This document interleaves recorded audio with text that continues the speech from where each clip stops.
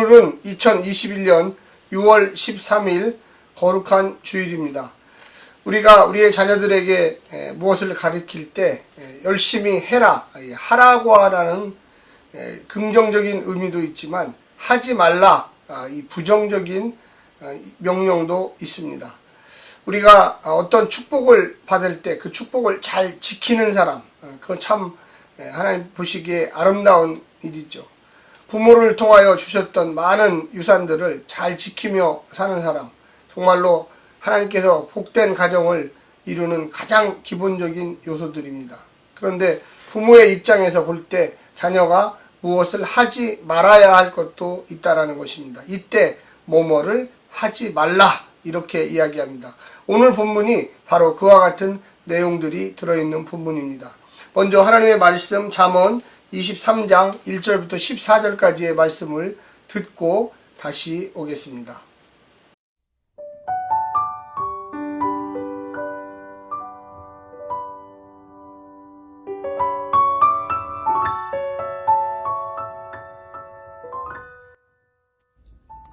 잠언 23장.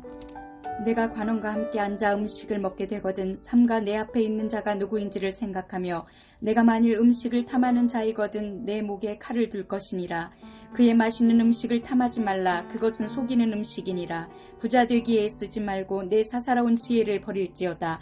내가 어찌 허무한 것에 주목하겠느냐. 정령이 재물은 스스로 날개를 내어 하늘을 나는 독수리처럼 날아가리라.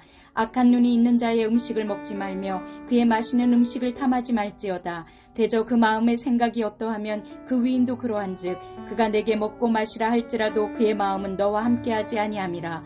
내가 조금 먹은 것도 토하겠고 내 아름다운 말도 헛된 대로 돌아가리라. 미련한 자의 귀에 말하지 말지니 이는 그가 내 지혜로운 말을 업신여길 것임이니라. 옛 지게석을 옮기지 말며 고아들의 밭을 침범하지 말지어다. 대저 그들의 구속자는 강하시니 그가 너를 대적하여 그들의 원한을 풀어주시리라. 훈계에 착심하며 지식의 말씀에 귀를 기울이라. 아이를 훈계하지 아니하려고 하지 말라. 채찍으로 그를 때릴지라도 그가 죽지 아니하리라. 내가 그를 채찍으로 때리면 그의 영혼을 수월에서 구원하리라. 오늘 본문에서는 이 탐욕 금지와 사회적 책임에 관련된 교훈들이 나타나 있습니다. 통치자들과의 식사를 신중히 생각하라고 권면하면서 음식을 탐하지 말라, 이렇게 조언합니다. 부자가 되기를 애쓰지 말라. 악한 자의 음식과 맛있는 음식을 탐하지 말라. 가난한 자의 것을 착취하지 말라고 권면하고 있습니다. 이처럼 하지 말라는 이 끄트머리에서 지식의 말씀에 귀 기울이는 것과 훈계를 통한 자녀 교육의 중요성을 강조하고 있는 것입니다. 우리가 오늘 본문의 내용들을 살펴보면 1절부터 3절까지는 음식을 탐하지 말라, 4절부터 5절까지는 부자 되기를 힘쓰지 말라, 6절부터 9절까지는 이기적인 사랑과 먹지 말라, 10절부터 11절까지 약자의 것을 침범하지 말라, 12절부터 14절까지 지식의 말씀에 귀 기울이라, 이렇게 이야기하고 있습니다. 오늘 본문은 특별히 지혜자의 말씀이 있는 본문인데요. 이집트의 아멘 오페의 교훈과 비슷한 내용과 형식이라는 학문적인 이야기가 있지만 그 범위는 논란의 여지가 있습니다.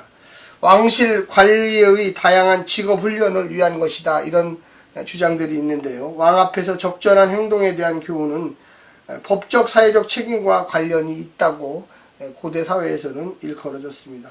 이 교훈들은 지혜자들을 통해 법적인 사회적 책임이 의로우신 하나님의 뜻임을 밝히고 있습니다. 한마디로 이야기하면 너의 자리는 어떤 것인가? 너가 신하의 자리인가? 그럼 왕 앞에서는 이렇게 하면 안 된다, 이렇게 이야기하는 것이죠. 대표적인 예가 고대의 지게석, 이 표시점입니다. 어떤 기준점이죠. 고아와 가난한 자의 권리 보호와 약자의 것을 착취하는 행위에 대한 대가를 치르는 응보의 법칙이 강조됩니다. 한마디로 지게석을 옮기지 말라. 기준점을 네 맘대로 왔다 갔다 하는 그런 악한 행동을 하지 말라고 이야기하고 있습니다. 이런 하지 말라의 대표적인 경우에는 시험과 관련이 있어요. 테스트. 저 사람이 정말로 왕을 위하는 사람인가? 저 사람이 정말로 왕의 명령을 지키는 사람인가? 또 하나님의 말씀대로 행하는 사람인가? 이 테스트 하지 말라. 이 말씀을 우리는 기억해야 합니다. 음식에 대한 이야기는 오늘날도 그렇습니다. 시험을 할 때 가장 많이 테스트의 방법을 사용하는 것이죠. 풍성한 음식을 내놓고 그 사람이 음식의 맛을 느끼고 있는지, 상대방을 존중하는지, 상대방이 얘기하는 걸 잘 귀 기울이는지, 먹는 데 신경만 쓰는지 그 사람을 테스트합니다. 빨리 먹는지, 천천히 먹는지, 눈을 마주치며 먹는지, 상대방의 의견을 청취하면서 분석하면서 먹는지, 외교관들의 그런 모습들, 또 중요한 아주 고관 대작, 중요한 높은 고위 관리에 있는 사람들과의 만남 상당히 중요합니다. 우리도 결혼하기 전에 상견례라는 것을 또 하지 않습니까? 그때 그 집안을 탐색하게 되고요. 그 집안이 좋은 집안인가, 내 딸을 시집 보내도 되는가, 내 아들과 혼인신고를 해도 되는가, 이러한 여러 가지 그런 모습들을 식사 자리에서 알 수가 있게 되는 것입니다. 오늘날도 그렇지만 풍부해져 있는 이 한국 사회, 먹고 마시는 거를 우습게 생각하면 안 되는 거죠. 품위와 법도, 절도, 또 성도로서의 태도를 잘 가지고 살아야만 하겠습니다. 잠언은 계속적으로 마음을 지키며 자녀에게 삶의 태도로 주님의 말씀하신 명철을 가르치라고 이야기합니다. 그 주님의 말씀 속에 인간이 당연히 걸어야 하는 순명의 길, 정의와 진리의 길이 있습니다. 오늘 본문은 세 가지를 좀 이야기합니다. 첫 번째, 음식 욕심, 식탐을 경고하고 있죠.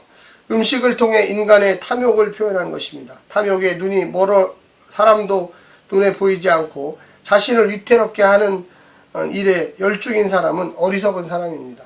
특히 탐심 가득한 자의 권위는 물리쳐야 합니다. 그 권위를 받아들이면 계속 속아서 먹을 것을 다 토해내게 되어 있습니다. 두 번째는 재물 욕심입니다.